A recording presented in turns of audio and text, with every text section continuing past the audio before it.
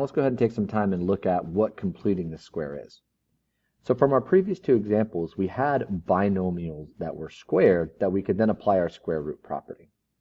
And so if we can rewrite a standard form equation to look like one of these equations, then we can use the square root property. And that's what completing the square does. It takes a standard form quadratic and rewrites it as a binomial squared set equal to something else. So let's take a look at how we do complete the square.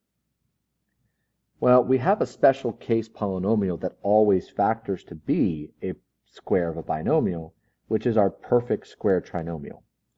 Perfect square trinomials always factor to give us this binomial squared. So let's analyze the structure of a perfect square trinomial. And let's figure out what's special about this constant term here that allows us to get that perfect square trinomial. Well, let's first look at the first term. Our first term has to be a perfect square. All right, well, that's accomplished with all of these. And so when we compare our formula to our equation, in here we have a equals x. A is equivalent to x. We have a squared and x squared. Our last term also has to be a perfect square. So whatever number goes here is going to be b squared and will be a perfect square value. Now the middle term is where we're going to really focus our attention. I need to kind of compare this 2ab part to my 8x. Well, if we compare 2ab to 8x, well, we know that a equals x. So we know that a equals x. That means that 2b has to equal 8. So 2b has to be equivalent to this coefficient of x. Well, that means our b value, if we divide by 2, b ends up being 4. And since our last term has to be a perfect square and the square of b, b squared equals 16. And so that gives us a perfect square trinomial. And we can check it. My first term is a perfect square, the square root of which is x. My last term is a perfect square, the square root of which is 4. If I take x times 4 and double it, I get my middle term, verifying it's a perfect square trinomial. And as a result, it factors to be a plus b squared. My a value is x.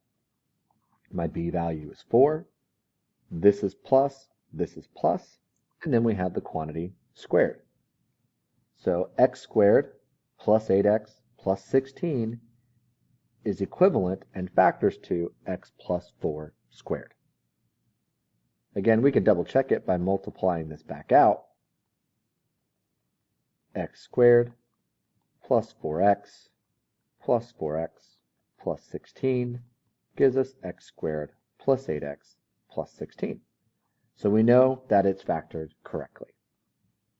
So let's review that process again. How we figured out what this value was. Well, the first thing we did is we took our coefficient and we divided it by 2.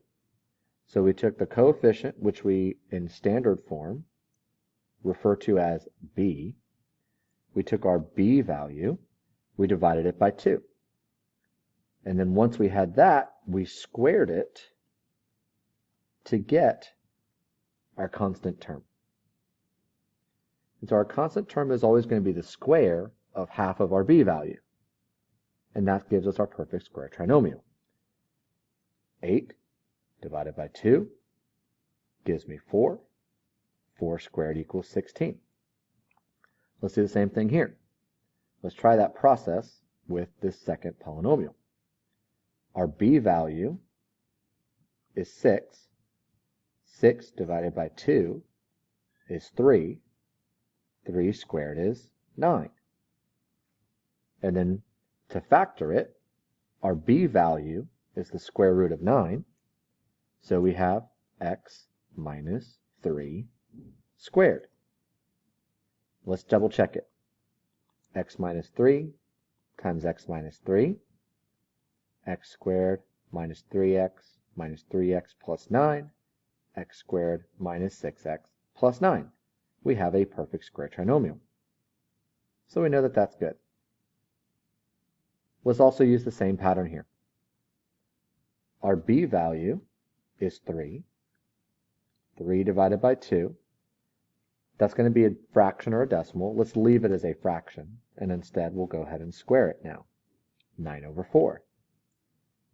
9 over 4, now we have a perfect square trinomial, and to factor it, we take the square root of the first term, the square root of the last term, and we take the first operation. And now we have a factored perfect square trinomial as a binomial squared.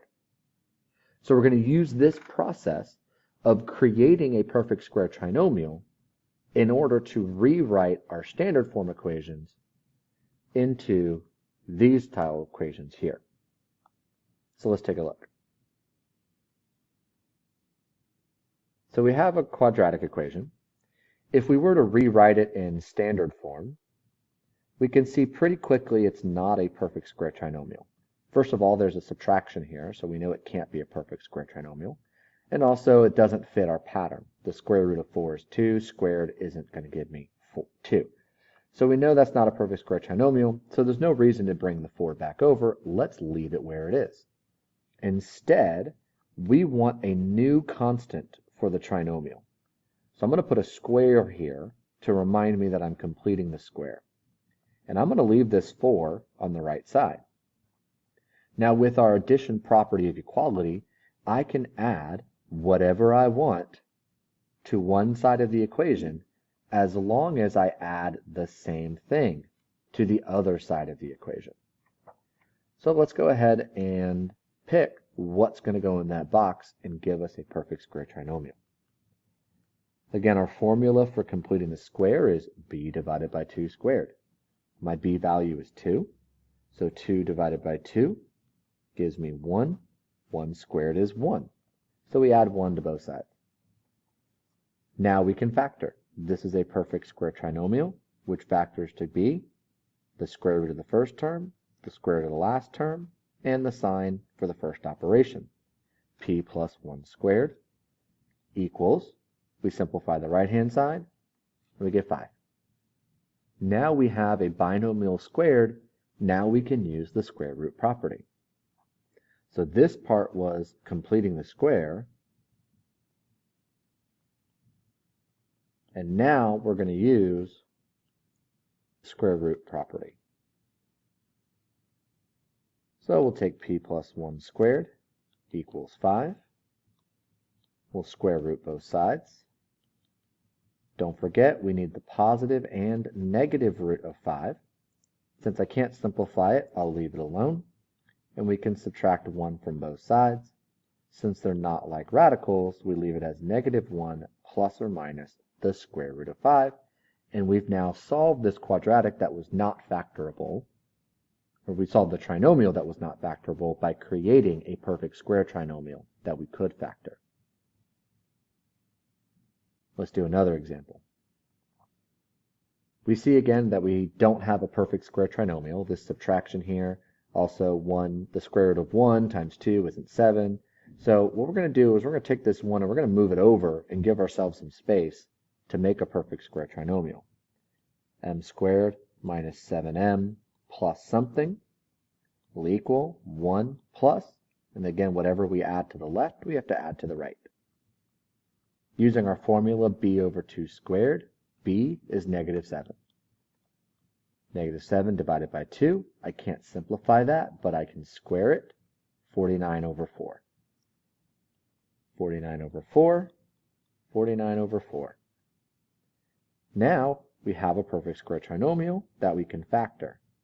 The square root of our first term, the square root of our last term, we take the first operation, quantity squared, m minus 7/2 squared.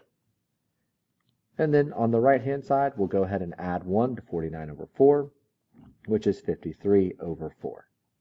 Again, leave everything as a fraction. It's going to make simplifying much, much easier with our radicals. Now that we've completed the square, we can go ahead and apply our square root property. M minus 7 over 2 equals positive and negative square root of 53 over the square root of 4.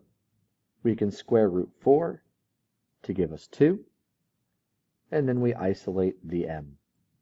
M equals, we add 7 over 2 to both sides, 7/2 plus and minus the square root of 53 over 2. Now you can leave this answer as two separate fractions, or you can combine them over their common denominator as 7 plus or minus the square root of 53 over 2. Now, again, let's compare structure. Let's look at the structure of this equation that we solved and this equation here. And I want you to think about what's a major difference between these types of equations. Well, example C has a leading coefficient, and 2 is not a perfect square. So again, I have two things that are preventing me from having a perfect square trinomial. In the next video, we're going to detail on how to deal with that.